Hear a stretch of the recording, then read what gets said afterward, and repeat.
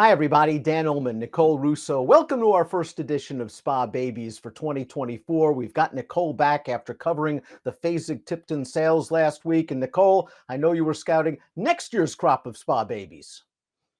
Absolutely. As you said, we're just always on the lookout for talent. It's really exciting to watch these horses develop early in their life and careers and to get a first look at some of the foals by first crop sires. We've got a couple of this year's freshman sires with their first 2-year-olds represented in Sunday's Spa Baby race right here. And it is the opening race, and we'll take a look at the field for the first race on Sunday, the opening leg of the 50-cent early pick 5. 8 entered this 5.5 furlong dirt event. $100,000 is the purse, and the 2-year-old filly that's the morning line favorite is the 8th Lara on the outside. We always say experience counts in Spa Babies. Lacara's already run twice, and she ran really well last time. Yeah, the most experienced runner in this field, which has a pretty even mix of experienced horses and first-time starters. With the experienced horses, a couple with, familiar names in here who we've already seen in stakes competition that they've run against. So we'll certainly take a closer look at that as we go through horse by horse. Now, we'd love to give you winners in Spa Babies, but the main point is to give you as much information as we can because, as Nicole mentioned, there are several horses in this race, and there will be plenty throughout the meet that are first-time starters, so we'll dig into their pedigrees, trainers, stats, workouts, etc. Kimchi Cat from the Rail is a really interesting contender. Second-time starter for trainer Tom Amos, a $185,000 yearling by the underrated sire Twirling Candy. Lots of speed and precocity in this pedigree, and this filly ran well first time out to be second behind the beaten favorite in yesterday's Schuylerville. Yeah, Vigidal 6th is one of the top choices in an eventful Schuylerville on opening day at Saratoga. This filly, Kimchi Cat was just second best that day, should move forward from a fitness standpoint for Tom Amos. And she was quite professional in that first time out effort, which I think will serve her well breaking from the rail here and probably getting a bit of a rider upgrade. And the number 2 is Ela Nicole. Nicole, you were talking about those first crop sires. What can we expect from Rowayton, whose first starter was a debut winner?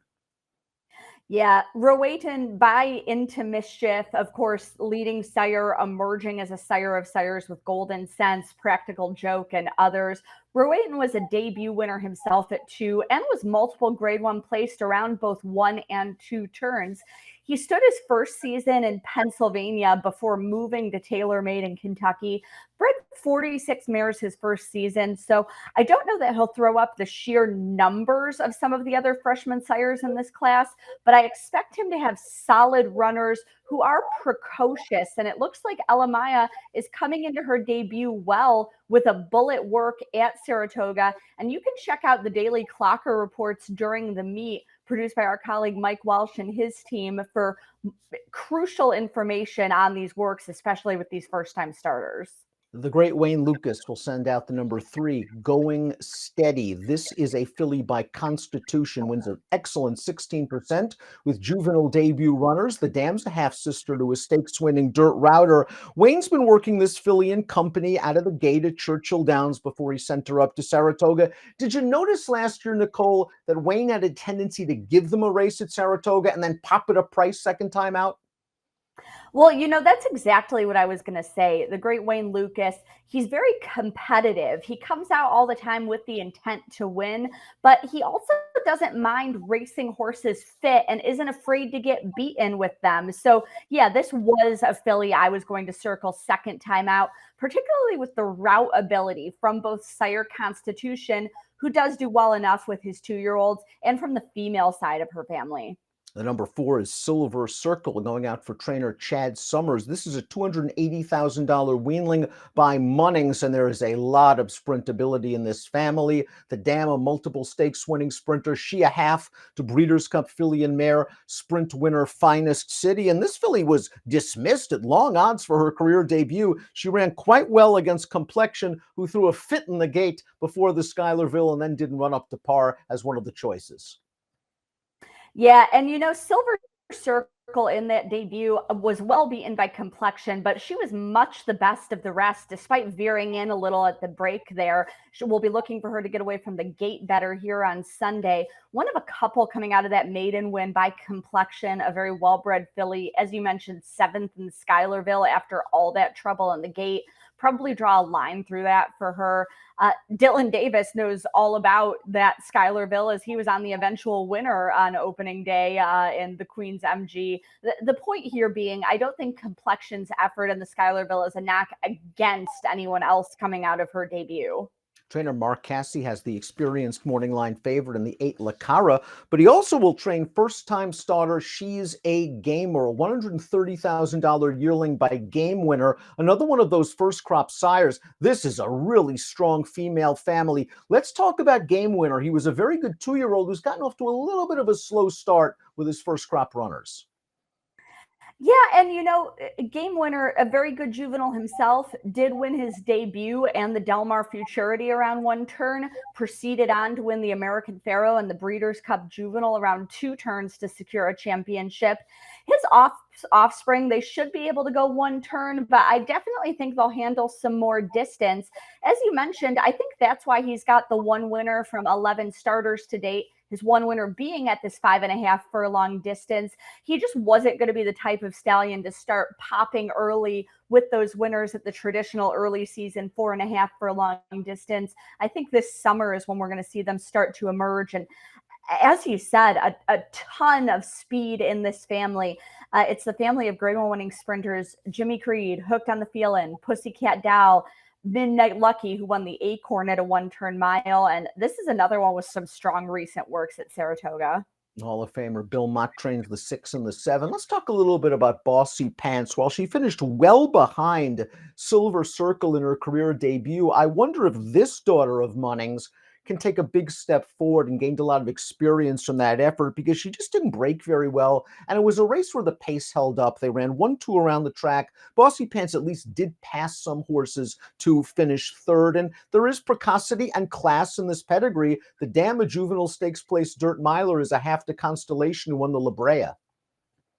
Yeah, and another one in here by Munnings, just a rock solid, probably it's still underrated at this stage of his career, sire. Yeah, as you said, after getting off slow, Bossy Pants was finishing with some interest. And we talk a lot about, Bill Mott, obviously he can win with a first-time starter. We saw it with Just FYI last summer, but traditionally his horses have improved with experience.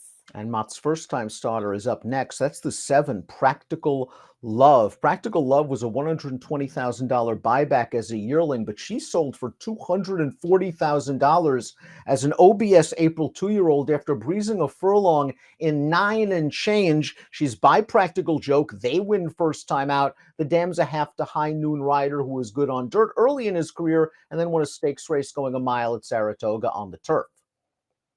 Yeah, and this one I think is going to have some surface versatility to her down the line, but certainly I think she can win sprinting on the dirt.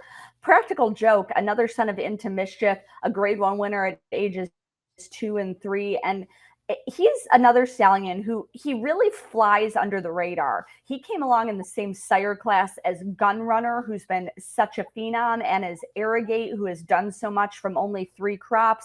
Practical Joke has been right behind them statistically at every marker. He's got 9 greater Group 1 winners on his career, which is almost in lockstep with Gun Runner. We saw, again, another stallion we saw last summer with runners like Ways and Means debuting at Saratoga. He's just, again, at this stage of his career, I think a very underrated stallion. Lara completes the field. Again, she's our morning line favorite. And in her debut at Churchill Downs, she caught a sloppy track. And sometimes Mark Casse likes to give him a race or two. And she really improved second time out, showing good early speed and exceeding today's buyer par with a 78 speed figure. If she runs back to that effort, she's going to be tough. And just look at the bottom of this pedigree. Her Dam, a full sister to Grade 1 stakes winners Angela Renee, who won the Chandelier at 2, and to Honor and Serve, who was one of the better handicap horses of his crop. So a lot of promise, a lot of potential, and thus far, a lot of performance from Lara.